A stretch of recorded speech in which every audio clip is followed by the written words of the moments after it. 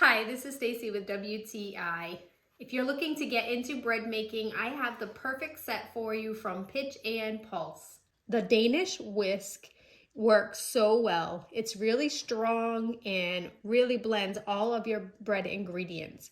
I really also like the dough scraper that it came with because not every loaf of bread that you make is going to turn out perfect, let's face it. So being able to scrape the Banneton bowls out worked wonderfully, and I'm really happy and feeling confident that the next time I go to make bread, these bowls are ready.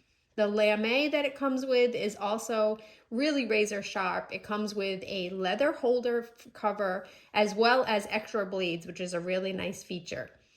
I found that using the proofing bowls worked really well. These bowls are nice and deep, so you really have lots of room for all of your dough making needs. The covers that it comes with provide nice coverage if you're covering the dough or if you want to put them inside the bowls so that you can alleviate having the Banneton bowl markings.